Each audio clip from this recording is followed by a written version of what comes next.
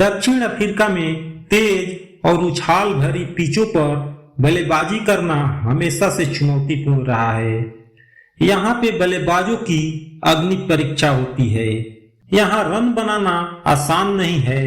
यहाँ हर रन के लिए पसीना बहाना पड़ता है और साहस दिखाना पड़ता है।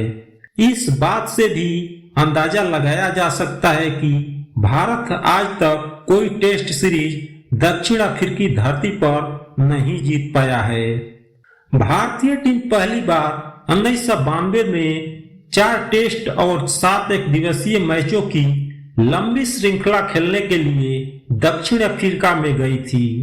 श्रृंखला की शुरुआत डरबन में एक ऐतिहासिक पल से हुई, नेल्सन मंडेला से मुलाकात के साथ। लेकिन इसके बाद जो हुआ वो दोस्ती का अंत और जंग की शुरुआत थी। पहले 4 टेस्ट मैचों की श्रृंखला थी और पहले 2 टेस्ट मैच ड्रा रहे। एक दिवसीय श्रृंखला तीसरे टेस्ट मैच से पहले ब्रेक के दौरान खेली गई थी। भारत 7 मैचों की एक दिवसीय श्रृंखला 5-2 से हार गया। यह श्रृंखला जैसे जैसे आगे बढ़ रही थी, दोनों टीमों में तनातनी और बढ़ते जा रहे थे। भारत जब तीसरा टेस्ट मैच खेलने के लिए पोर्ट एलिजाबेथ पहुंचा तो भारत के लिए हालात मुश्किल थे। चोटिल खिलाड़ी, खराब प्रदर्शन और विवाद टीम का मनोबल तोड़ रहे थे।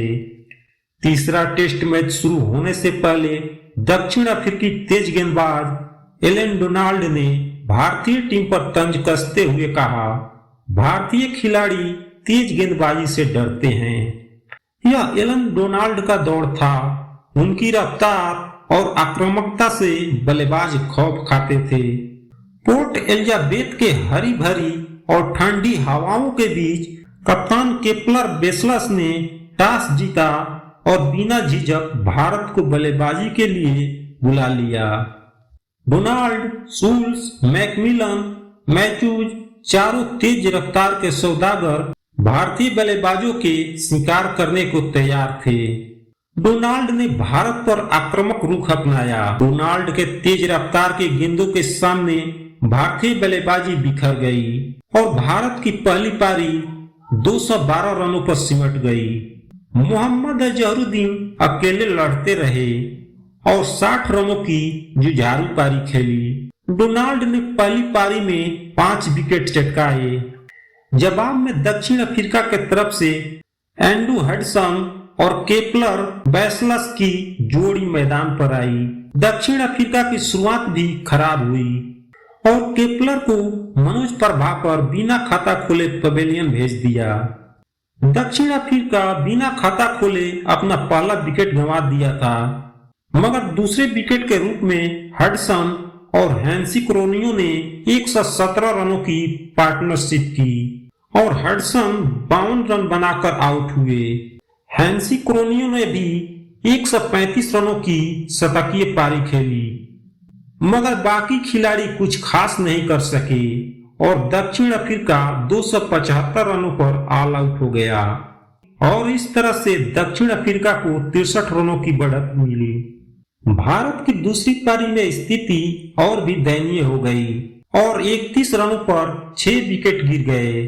शीर्ष क्रम ताश के पत्तों की तरह ढह गया।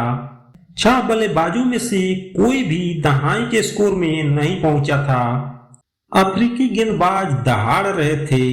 भारतीय दर्शकों में सन्नाटा पसरा था।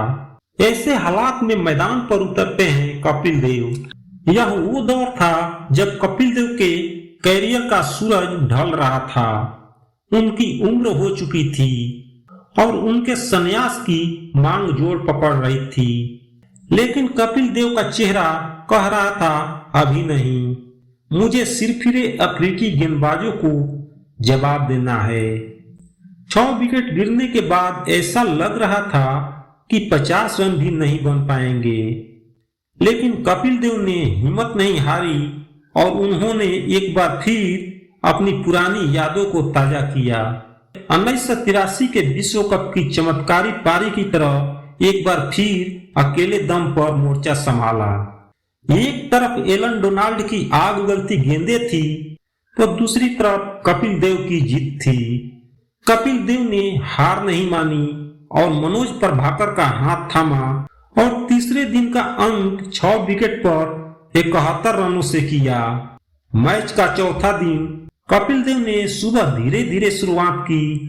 फिर अचानक ऐसा लगा जैसे किसी ने शिकारी शेर को खुला हिरणों के झुंड में छोड़ दिया हो। कपिल देव के बल्ले से एक के बाद एक ड्राइव, कट, पुल निकल रहे थे और गेंद सीमा रेखा के पार नजर आ रही थी।